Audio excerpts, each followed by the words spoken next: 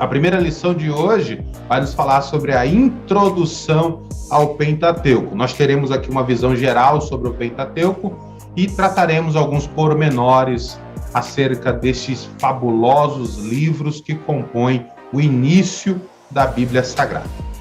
Quero aproveitar também e pedir que você possa se inscrever no nosso canal, além de acionar as notificações, para que todas as vezes quando fizermos uma aula nova ou qualquer outro vídeo relacionado à área teológica, que é o objetivo deste canal, você possa ser notificado pelo YouTube.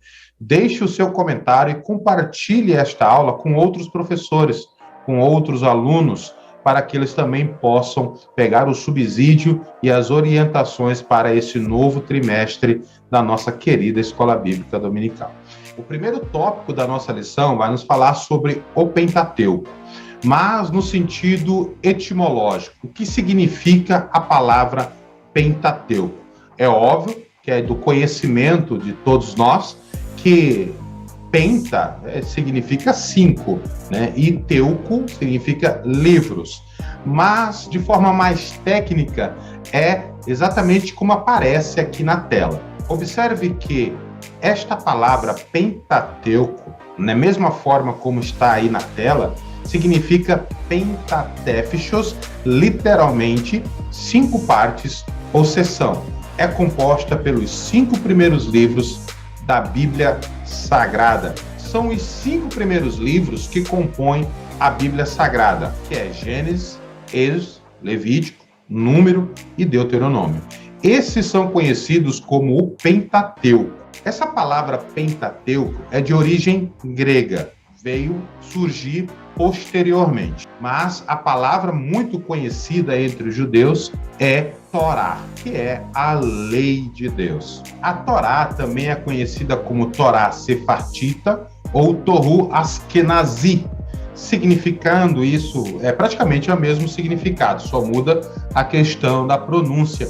Significa introdução, lei, apontamento, e deriva-se de uma raiz hebraica chamada Yahá, que significa instrua ou dirija, mostre. Então nós entendemos que a Torá ou o Pentateuco é o conjunto das leis de Deus. Agora nós vamos falar sobre a tríplice divisão da Taná. É exatamente a Taná. O que é a Taná, professor? A Taná é a Bíblia hebraica dos judeus. Dentro da Bíblia hebraica dos judeus tem o Pentateuco, que são os 5 primeiros livros da Bíblia. Por isso que na nossa lição tem a tríplice divisão.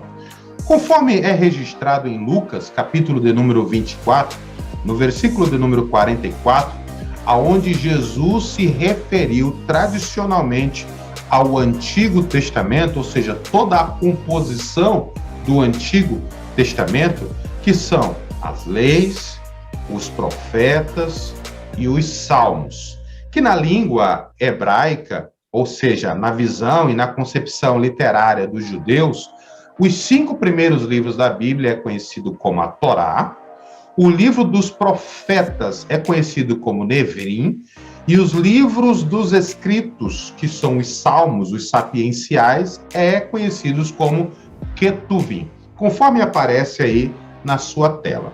Observe que os 5 primeiros livros da Bíblia é composto por Gênesis, Êxodo, Levíticos, Número e Deuteronômio, os profetas, que são constituídos pelos livros históricos e pelos livros proféticos, porque a divisão deles é diferenciada, ou seja, compõe Josué, Juízes, 1ª e 2ª Samuel, 1ª e 2ª Reis, Isaías, Jeremias, Ezequiel, Oséias, Joel, Amós, Obadias, Jonas, Miqueias, Naum, Abacuque, Sofonias, Ageu, Zacarias e Malaquias. Todos estes livros compõem não só o contexto histórico, como também o contexto profético, que é conhecido como Nevim, né? E os escritos, que é classificado como os livros sapienciais, que são os Salmos, Jó, Provérbios, Rute, Cântico dos Cânticos, Eclesiastes, Lamentações, Esté, Daniel, Esdras, Neemias, primeira e segunda Crônicas. Observe que os judeus ele classifica esta divisão, conhecida como a tríplice divisão da Taná.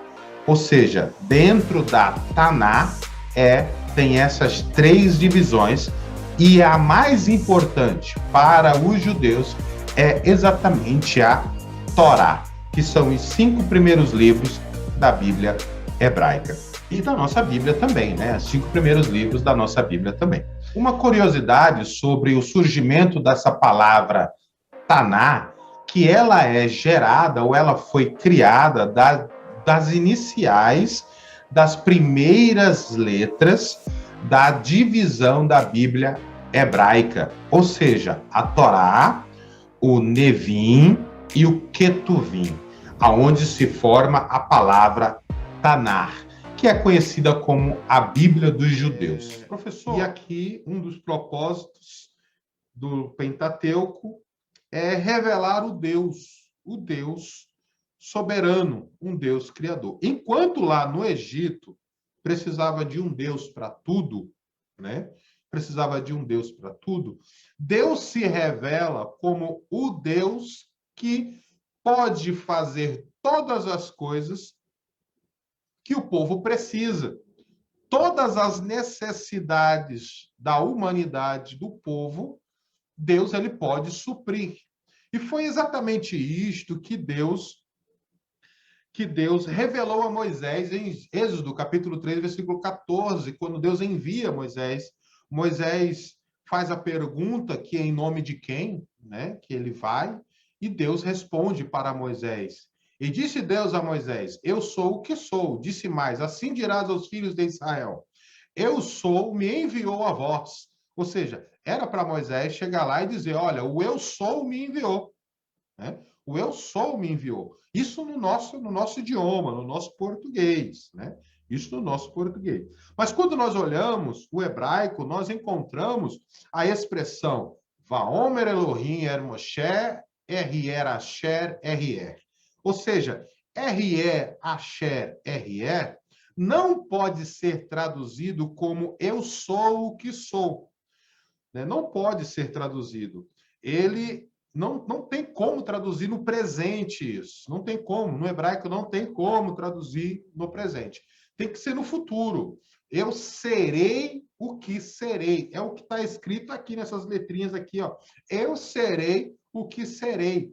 Esta expressão, eu serei o que serei, Deus estava revelando a Moisés que eles, o povo hebreu, o povo escolhido de Deus, não iria precisar de um Deus para todas, de um Deus para cada coisa. Deus estava dizendo, olha, eu sou o Deus que vou vencer as suas guerras. Eu sou o Deus que vou lhe dar a paz. Eu sou o Deus que cura. Eu sou o Deus que liberta. Eu sou o Deus que providencia o alimento. Eu sou o Deus que cuido de você. Eu sou o Deus que te liberta. Eu sou o Deus que te curo. Eu sou o Deus que visita a sua casa. Eu sou o Deus que faço nova todas as coisas sobre a sua vida. Eu sou um Deus que fará um novo tempo na sua vida, um Deus que fará coisas novas na sua vida. Oh, glória a Deus. Não sei você, mas eu senti o coração queimar aqui e acredito que essa palavra foi inspirada aí por Deus, vai ter um endereço certo, no coração certo, que está precisando ouvir esta palavra. Então Deus está dizendo aqui, eu sou tudo aquilo que você precisa que eu seja. Qual é o seu problema? Era o que Deus estava dizendo para Moisés, para falar para o povo. O que vocês precisam? Vocês precisam de libertação? Então eu sou Deus que vou libertar vocês. O que vocês precisam? Vocês precisam de uma identidade, porque vocês são conhecidos como escravo. Escravo naquela época não era ninguém, né? Então vocês precisam de uma identidade. Eu sou o Deus que vou colocar o meu nome no meio de vocês e vou dar a vocês uma identidade. Né? Então, os irmãos observem que o Pentateuco, oh, glória a Deus, oh, aleluia, aleluia, glória a Deus, glória a Deus. Deus é tudo que nós precisamos. Nós não precisamos, nós não precisamos de mais nada. Deus é tudo que precisamos. Às vezes nosso coração fica tão apegado às coisas da terra que nós esquecemos o tamanho do Deus que nós possuímos. E ele é suficiente para nós. Deus estava mostrando para Moisés, para falar ao povo, que se o povo saísse de lá, quando o povo fosse liberto, as necessidades do povo, Deus iria surpreender. Qual é o propósito religioso do Pentateuco? Porque a intenção de Deus era formar a mentalidade não só ética, não só moral, não só social, como também uma mentalidade religiosa, uma mentalidade espiritual num povo que viveu muitos séculos aprisionado como escravo no Egito. Logo aonde? No Egito. É bom destacarmos também que no Egito existia milhares e milhares de deuses. A cultura egípcia, no que se diz respeito à área da religiosidade, ao culto aos deuses, que lá são vários deuses, existem várias crenças, vários mitos, e eles eram um povo muito místico, envolvido com muito simbolismo e misticismo. Nós encontramos um deus chamado Amon-Ra, ou Ra-Atum, que é o primeiro deus, que era o responsável pela criação do mundo. Ou seja, observe que Deus iniciou o Pentateuco dizendo Bereshit bara Elohim. No princípio, criou Deus. Observe que Deus está querendo dizer que não foi nenhum outro Deus que criou a humanidade, que criou o mundo, que criou o universo, mas Deus está mostrando que Ele é o único Criador, que não é um Deus egípcio chamado Amon-Ra ou Ra-Atum, que o povo hebreu estava provavelmente bem familiarizado não só com este Deus, mas como também vários outros deuses que existiam na terra do Egito. Até porque o panteão egípcio era muito grande e existia muitos deuses, né? E na cultura mais antiga, provavelmente naquele período em que o povo hebreu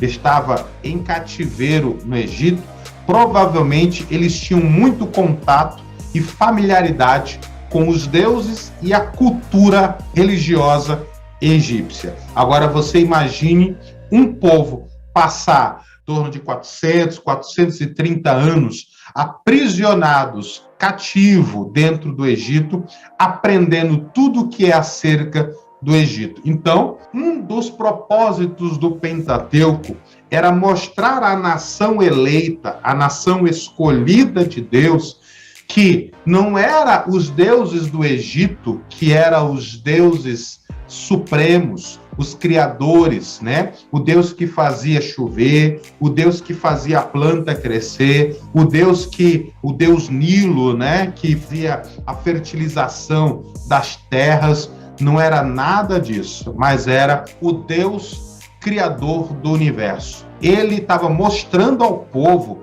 que não era esses deuses, mas antes era ele o criador de todas as coisas.